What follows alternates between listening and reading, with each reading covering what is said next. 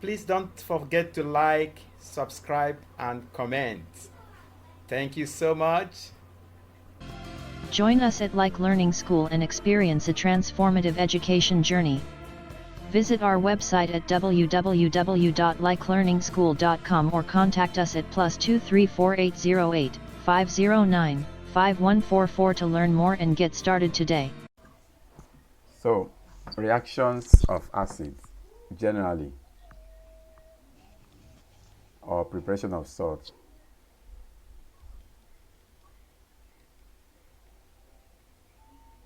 Reactions of acids in salt preparation or in preparation of salt.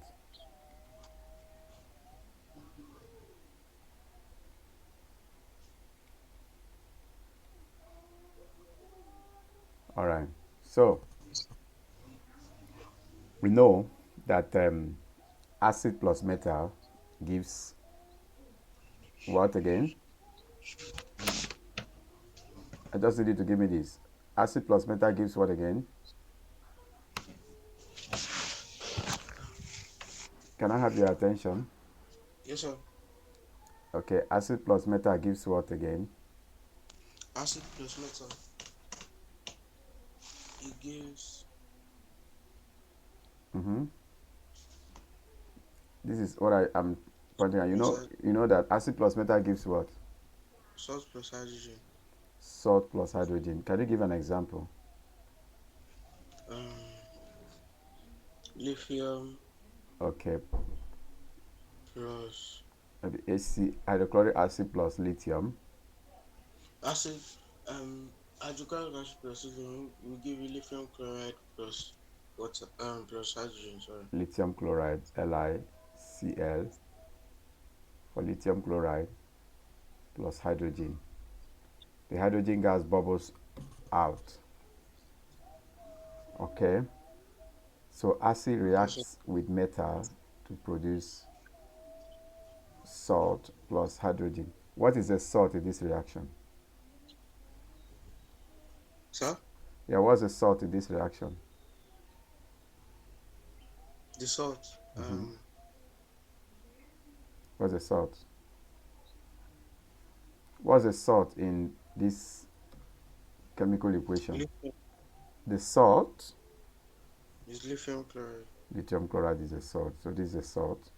So a salt usually consists of a positive ion and a negative ion, positive and negative. For Yes, sir. instance, this lithium chloride, which one is a positive ion? Which one is a negative ion? The one that is positive is lithium. The one that is negative is chlorine. Chlorine. So that's an ionic compound. If you remember, ionic compound is a compound formed by a metallic ion and a non-metallic ion joined by an attractive force, is an electrostatic force of attraction. Okay, we we talked about that when we were looking at ionic compounds. All right. So one is metallic, lithium.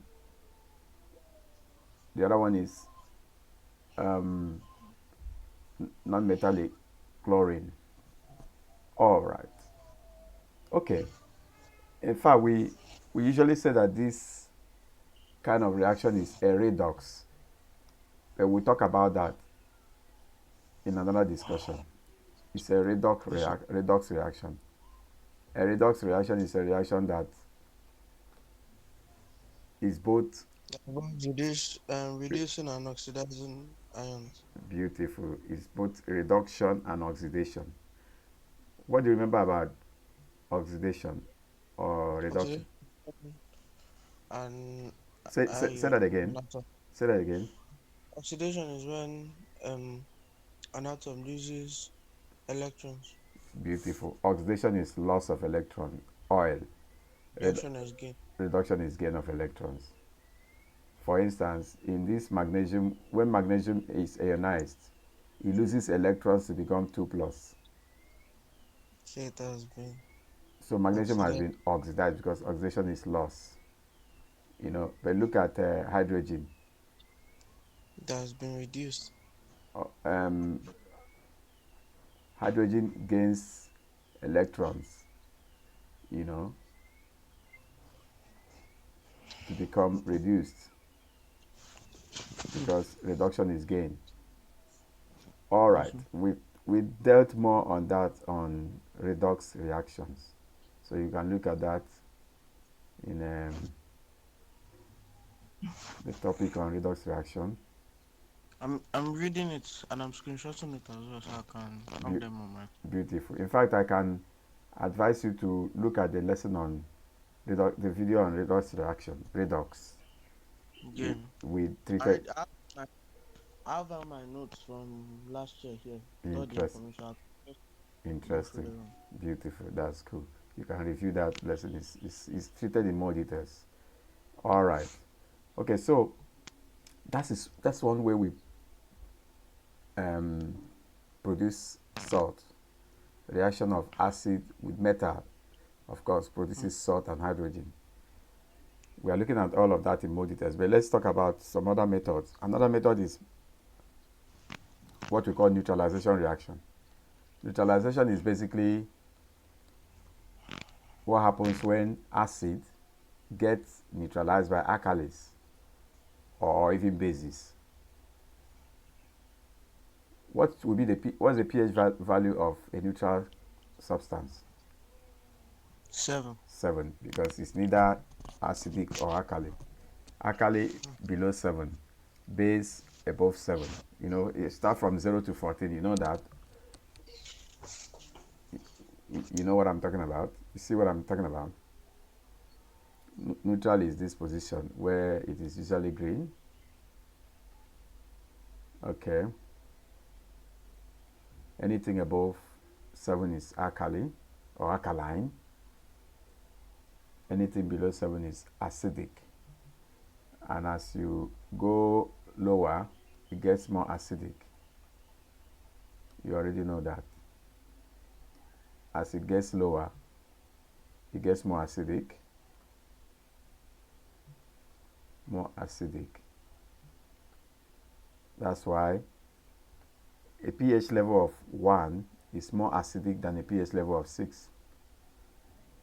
You know, that's for acidic or for acid. Now for alkali, as the number gets bigger, it gets more alkaline.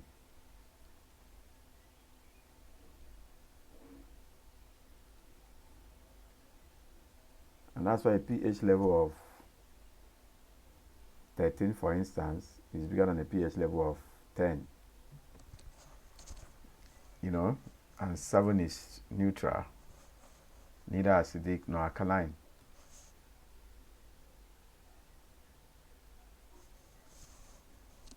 All right. So, in neutralization, the acid gets neutralized by the alkali. What's an alkali? It's a base. Well, an alkali is a base. But no alkalines are bases. I like that. Not all alkalines are bases, of course, but not all bases are alkalines. Is that what you're trying to say? Yeah, that's what I was trying to say. Say it again. All alkalines are bases, but not all bases are alkalines. Good. What is an alkaline? An alkalis. See, this is actually what you should say. All alkalis are bases, but not all bases are alkalis.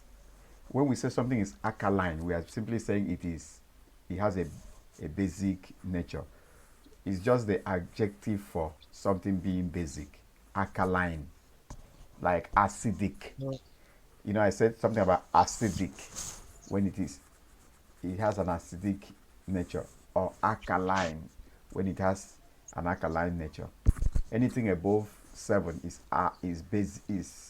alkaline. Anything below 7 is acidic. But what are alkalis? Alkalis are what?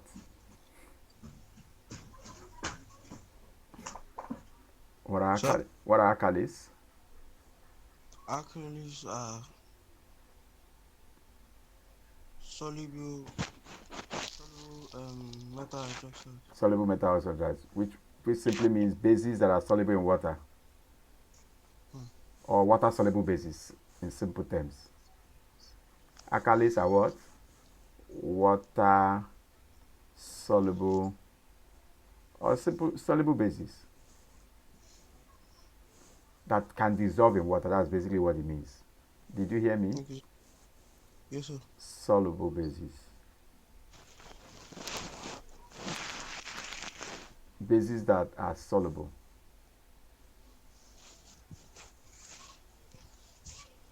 Are called alkalis. Not all bases are soluble. Some of them are not soluble. The ones that are soluble, especially those formed by group 1 and group 2 elements. Group 1 and group 2 metals, the alkali metals and alkali earth metals. Group 1 elements, you have metals like lithium, sodium, potassium, and the rest of them. Group 2 metals, you have magnesium, calcium, and all of that. Those groups 1 and group 2 metals, groups 1 and 2 metals, form metal hydroxides that are soluble. And so we call them alkalis. Now, insoluble bases or metal hydroxide are usually formed by other metals like group 3 and so on. Now, when they react with acid, they also get neutralized, forming salt and water. Did you hear that? Okay, let's give an example. Let's give an example. Are you ready? An example is something like this. Let me still use HCl plus an alkali like sodium hydroxide. Sodium hydroxide. I hope you can see what I'm writing. Give me what it gives. Yes. HCl, which is hydrochloric acid plus sodium hydroxide, gives what? Sodium hydroxide. See what I wrote in green. HCl, hydrochloric acid plus sodium hydroxide, gives what? Sodium chloride plus water. Sodium chloride plus water. Let me write the water as a symbol, since everything is in symbol form. H2O. So this is an example of an acid reacting with alkali. Sodium hydroxide is an alkali because it is formed by a group 1 element, sodium, which is a base, and it is soluble in water. Alkalis are bases that are soluble in water. In simple terms, alkalis are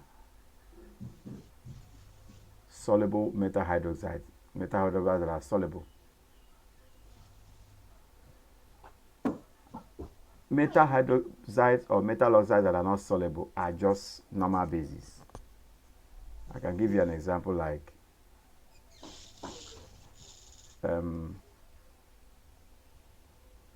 HCl plus aluminum oxide. Aluminum oxide is this,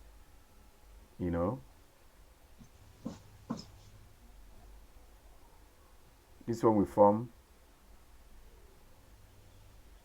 what?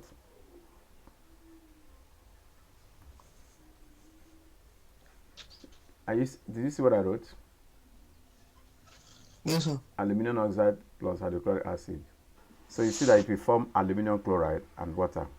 Aluminum chloride, Cl3 plus water H2O. Aluminum oxide is a metal oxide. It is not soluble in water. It's just a base. It's not soluble in water. It's just a base.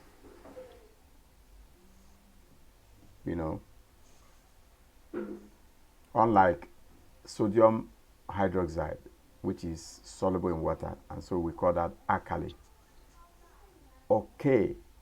You already know that when it is with some hydrochloric acid, it will produce something chloride. If it is with nitric acid, it will produce something nitrate. If it is with sulfuric acid, it will produce something sulfate. You know what I'm talking about? You know what I'm talking about? Sir, I need you to pay attention. You know, if it Yes, is with hydrochloric acid, it will produce something chloride. If it is with nitric acid, it will produce something nitrate. If it is with sulfuric acid, it will produce something sulfate. You know what I'm talking about? I may have to give you an example to help you remember. If you have H2SO4 plus, say, sodium hydroxide, what will this give? What will this give? I'm giving this example. sodium hydroxide. What is H2SO4, by the way? I need your attention. I need your Sulfuric acid. sulfuric acid. Sulfuric acid plus sodium hydroxide, what does it give? So what will it give?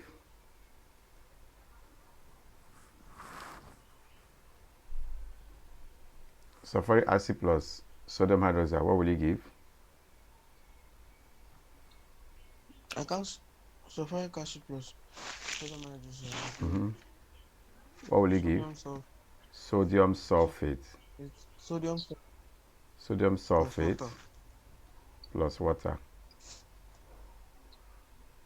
So basically what we're saying is if it is with sulfuric acid, it will give something sulfate. That's why you said sodium sulfate. If it is with nitric acid, it will give something nitrate. You know that now. If it is with hydrochloric acid, it will give something chloride. So that's common sense. All right.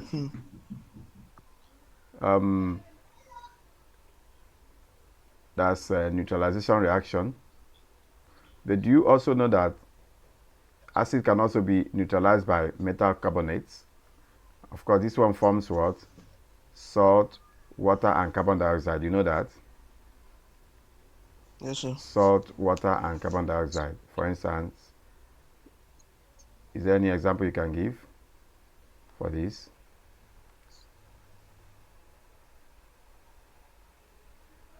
Is there any example you can give? Reaction of acid with metal carbonate. Let's give HCl. Let's use HCl plus metal carbonate like calcium carbonate. What will it give? Sir? See what I wrote in purple. Metal carbonate plus acid. An example is hydrochloric acid plus calcium carbonate. What would it give? That's calcium chloride plus water plus carbon dioxide. Calcium chloride, because it's about hydrochloric acid, so it will be giving something chloride. Calcium chloride. Okay, please let me remove that so that the lighting will be better. Calcium chloride.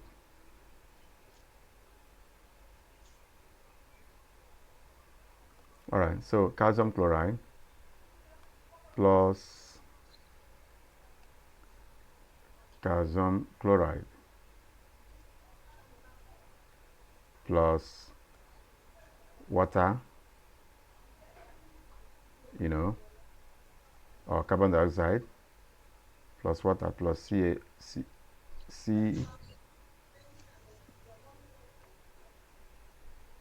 CO2 plus water, H2O, calcium chloride. All right. Okay. All right, you know all of that, and you already know the ions for chlorine is 1 minus, for nitrate is 1 minus, for sulfate is 2 minus, so that when they combine with any metal, you know what it will give. Yes, sir. All of that is to help you get what the formula will be. For instance, SO4 2 minus plus aluminium, which is 3 plus. What will it give? You know, this one will be the swap valencies now. You know that. It's already what you know. Al will carry the 2 from SO4, while SO4 itself will collect the 3 from aluminium. Swapping of valencies. You know. But if it is with chlorine, it also swaps valencies with Cl1 minus. All right, please look at this. Let's look at how this is done.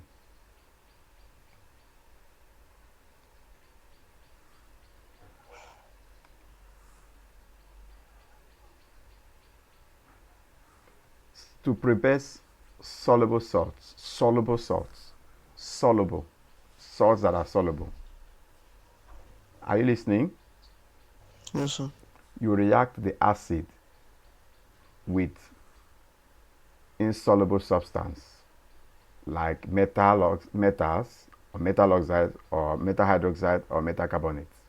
Metals like sodium, metal oxide like aluminum oxide, metal hydroxide like sodium hydroxide, or metal carbonate like sodium carbonate.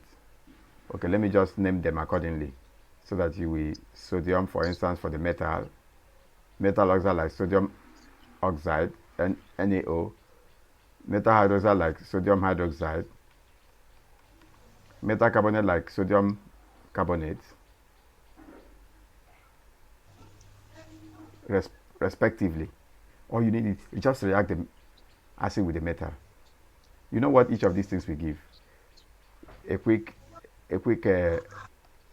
exercise. So give me what this will give. Na plus HCl plus Na. Just say the answers. Don't bother about their names. Or you can give me their names. HCl plus Na. Quickly. Then you give me again HCl plus NaO. Then you give me again HCl plus NaOH. Then you give me again HCl plus Na2CO3. Okay, let's have this quick exercise. Give me the answers very quickly. Is that what I wrote? Let's start with number 1. HCl plus Na. HCl plus Na is sodium chloride NaCl, correct. Plus, water. not water, Wait, hydrogen, sorry. plus hydrogen. H2. The second one, HCl plus NaO. That's Sodium chloride. yes, that's a Sodium. case of, yeah, exactly. That's a case of metal oxide plus acid. Sodium chloride, you are right. Plus water, it gives water. HCl plus NaOH. That's a case of sodium Chloride plus water again. plus water again. HCl plus Na2CO3, which is sodium carbonate, Sodium chloride plus water plus carbon dioxide. plus water plus carbon dioxide. You know, in all of these cases, we are trying to produce soluble salt. NaCl is soluble. That's a soluble salt here.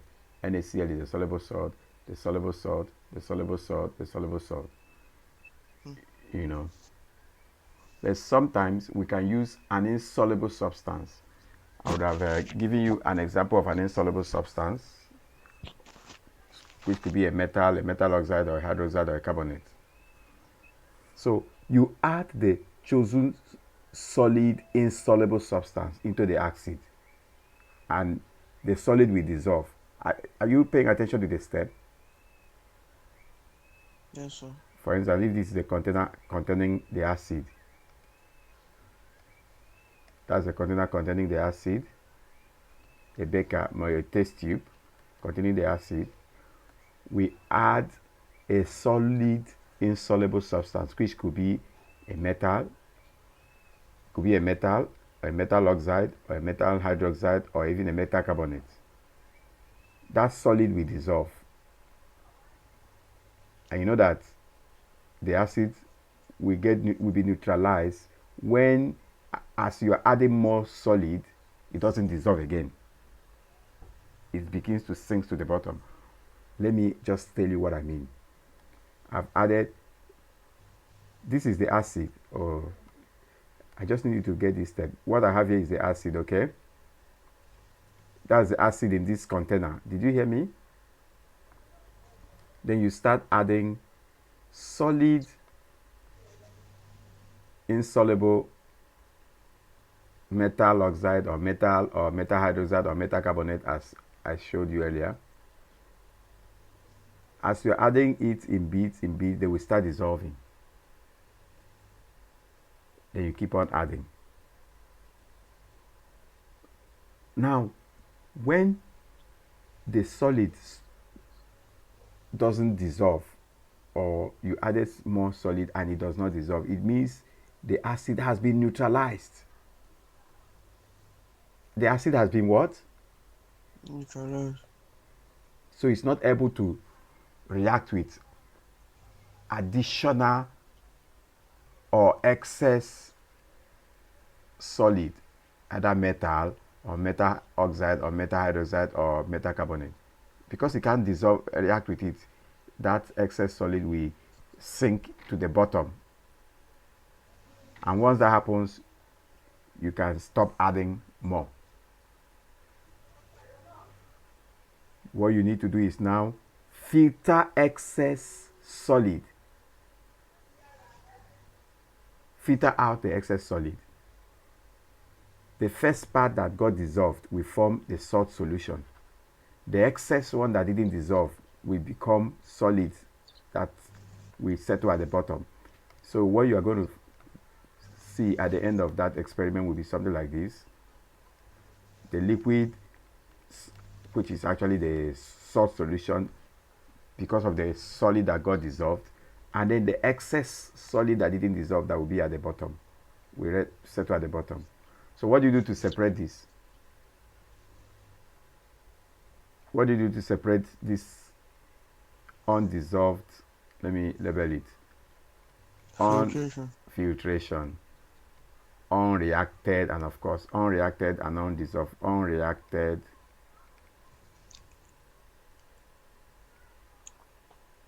excess solid that settles in the bottom. Then this other part is the salt solution. So you are right, you're going to separate it by filtration. So filter out excess solid, leaving behind the salt solution, and then you evaporate some water, just evaporate some water, and leave the rest to evaporate slowly, and that is what we call crystallization. Take note of these steps. So I just want to run through it very quickly as we conclude on this part. First of all, you can make soluble salt. What kind of salt?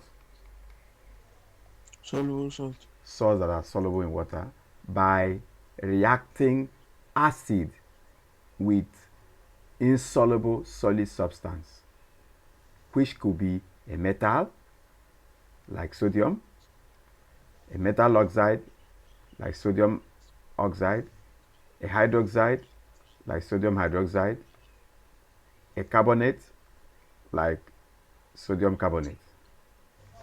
When they react, as you start adding the solid insoluble substance, it will begin to react with the acid and dissolve.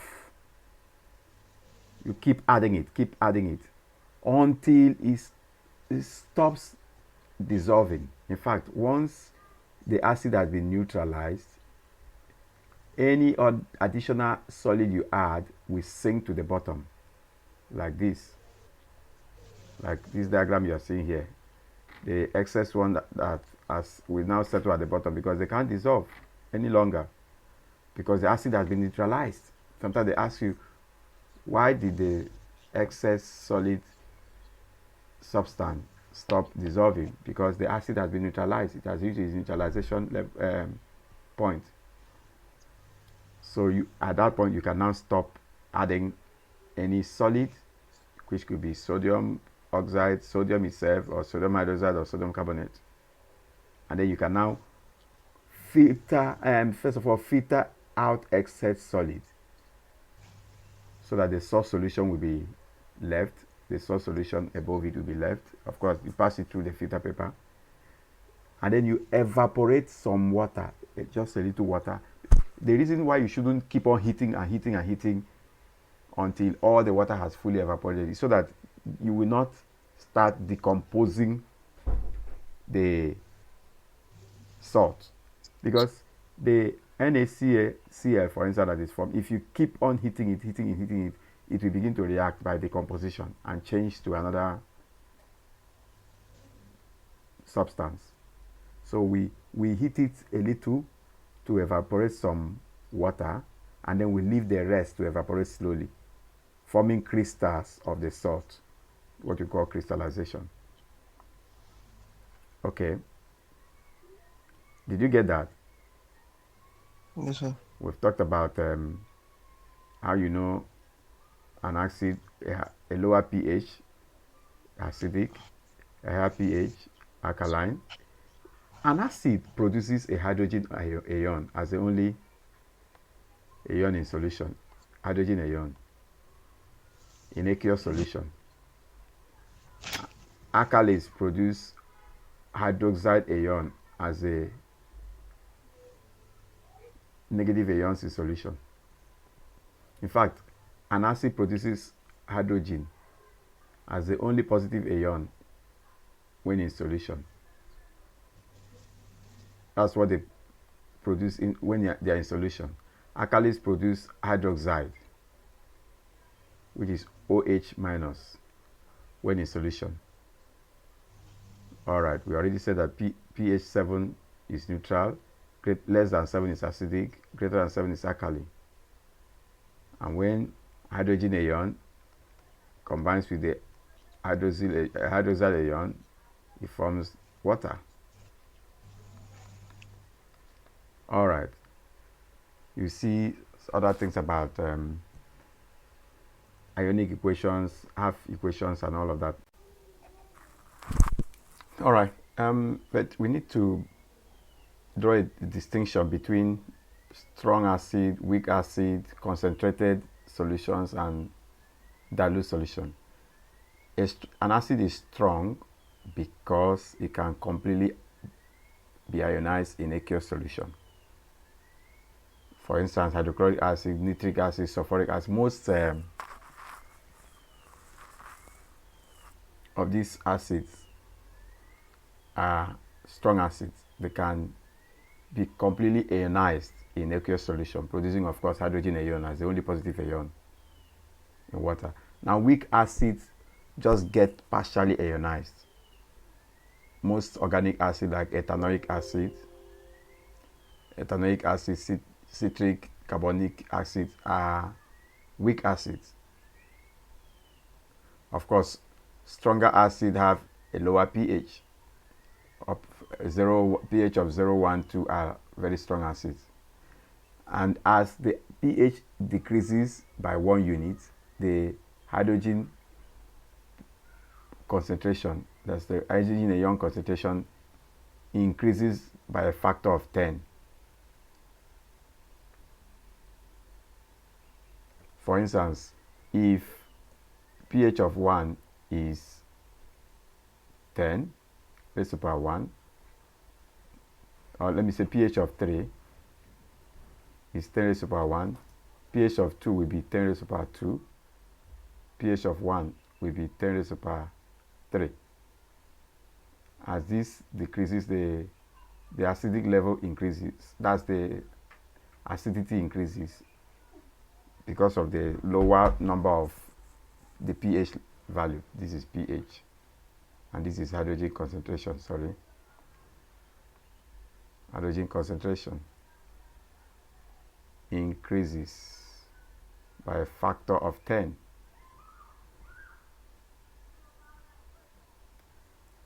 All right.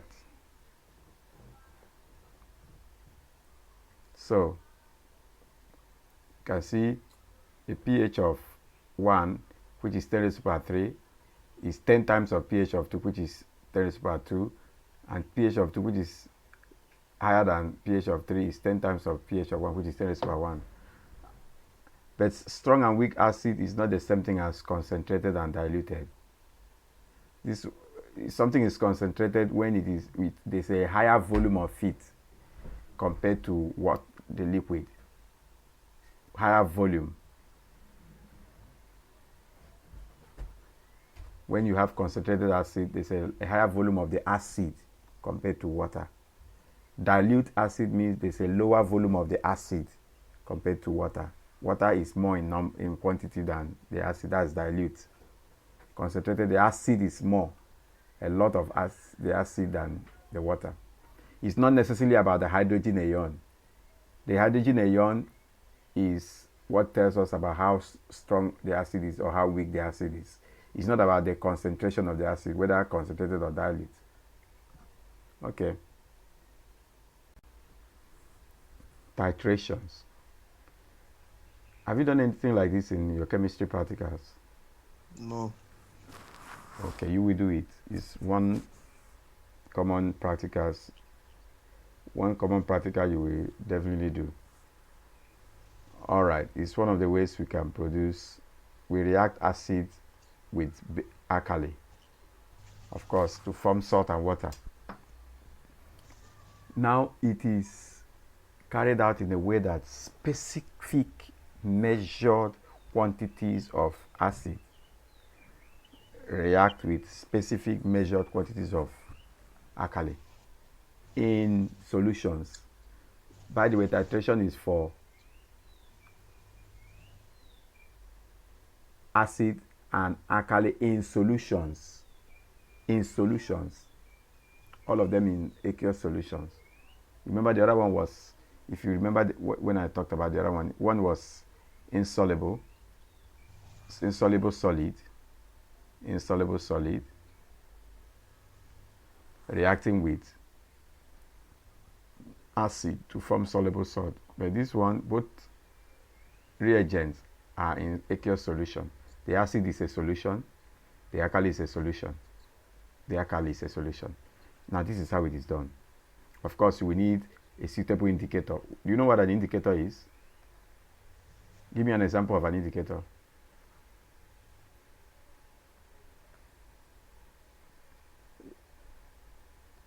You know what an indicator is? No, sir. Anything that tells us whether something is acidic or alkaline. A litmus paper is an indicator. Phenolphthalein is an indicator. I will do this very quickly. We'll treat it in more details later. Phenolphthalein, that will be in our next lesson.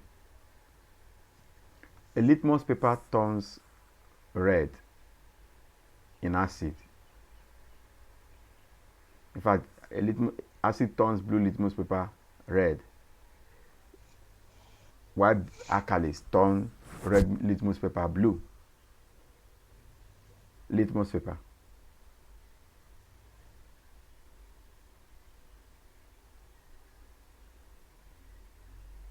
Now, for a phenolphthalein, which is also an indicator, a phenolphthalein is pink when in alkaline and colorless when acidic, in an acidic solution. A phenolphthalein is pink when in an alkaline solution and colorless in an acidic solution. I will just explain how that happens. First of all, when you want to start, wash a burette using dilute hydrochloric acid. First of all, wash it with a small quantity of hydrochloric acid and then rinse it with water. These steps are necessary. You do that first of all with acid and then you rinse it with water. A burette, it must be washed clean with dilute hydrochloric acid and then with water. Then you fill the burette to about 100 cm cube with acid. the particular acid you're using for that. And of course, you read the lower meniscus. The lower meniscus is the lower base, which shows you how the reading is. We always take readings on the measuring cylinder at the lower meniscus. Lower meniscus, the base of the reading, not the upper meniscus, not the upper part, the lower meniscus. So if this is 100 cm cube, the reading of the burette 100 cm cube, fill that burette to 100 cm cube with acid at the lower meniscus 100 cm cube baseline.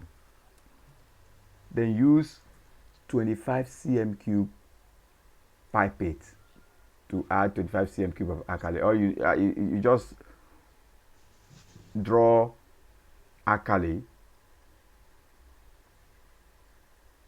into the pipette using a pipette filler until it is about 25 cm cube level, and then you begin to add. Of course, you add a drop or a few drops of the phenolphthalein indicator into the conical flask where you have the alkali.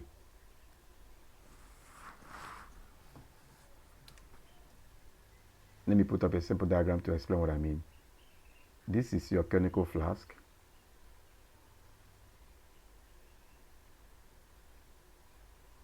You have the alkali there, and you've introduced the alkali of about 25 cm cube. 25 cm cube of alkali.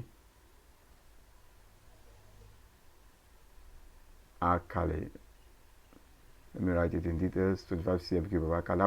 We'll talk about this more in details where we take some calculations. 25 cm cube of alkali. Just this is an introduction. We have another lesson where we talk about it in details with calculations.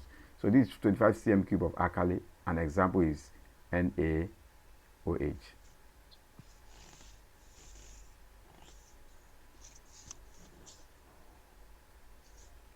In a conical flask, and then with the help of your burette, remember you have filled the burette to 100 cm cube with acid, and then this conical flask has about 25 cm cube of alkali, like sodium hydroxide. Then you introduce few drops of an indicator like phenolphthalein into this conical flask. Let me use this cup purple because phenolphthalein is pink in alkali. In alkali, the color is pink. You've added phenolphthalein. When you drop it here, you discover that the color of this liquid will be pink.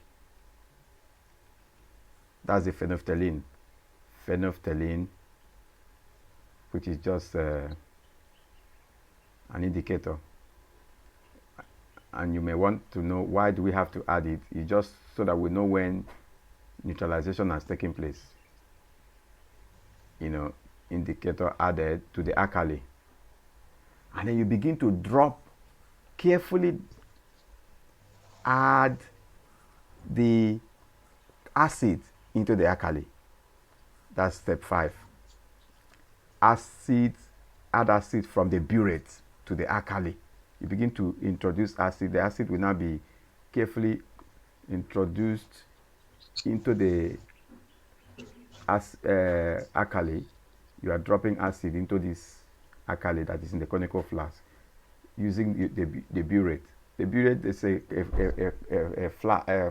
valve that you carefully open, and then it will be dropping gently into the conical flask.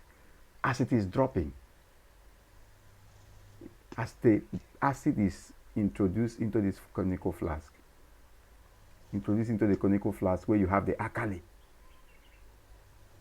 something will happen at a particular point where neutralization has taken place. We call that endpoint. Once endpoint is reached, there will be a color change. There will be a color change. Endpoint is reached when the acid has neutralized the alkali. There will be a color change. That pink color of the indicator inside the alkali will change color, and that's what we call endpoint. Endpoint. Once that happens, you stop adding. The volume of acid that produced that endpoint is noted. How do you know the volume of acid that produced that endpoint? Remember, the acid was at a volume of 100 cm cube. Assuming the new volume now is 75 cm, or let's say 70 cm cube. At the point that endpoint was reached, it means 30 cm cube of acid has been added, because it was initially at the level of 100 cm cube, and then at endpoint it is now at 70 cm cube. It was initially filled to a level of 100 cm cube, and then we started dropping the acid gradually into the alkali in the conical flask until endpoint. Endpoint occurred when the new level is now 70 cm cube. It means 30 cm cube has been added. 30 cm cube of acid has been added. And that is what we call the titer.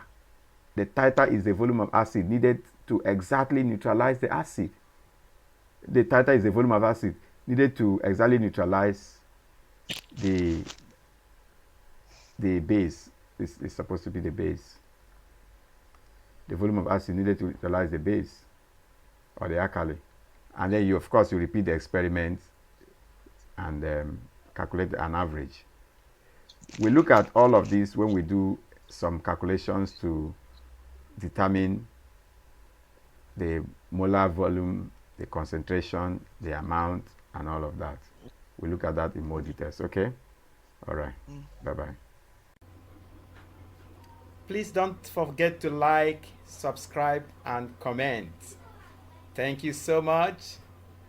Welcome to Like Learning School, your premier online education platform. At Like Learning School, we are dedicated to helping students and learners unlock their full potential, providing them with the foundation, support, and guidance they need for academic excellence.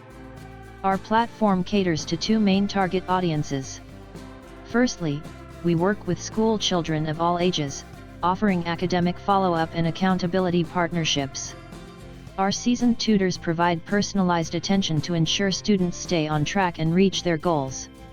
Secondly, we support students and learners who are preparing for internal, external, entrance, or professional examinations. We offer comprehensive and well-structured support to help them achieve outstanding performance in their exams. Our robust virtual courses are designed to keep students engaged and motivated. With interactive videos showcasing our teaching sessions, students actively participate in the learning process, making education enjoyable and effective. But that's not all. We believe in personalized education. Our students have access to personalized tutorial sessions, whether online, physical, or hybrid, tailored to their unique learning needs. Join us at Like Learning School and experience a transformative education journey. Visit our website at www.likelearningschool.com or contact us at +234 808 509 5144 to learn more and get started today.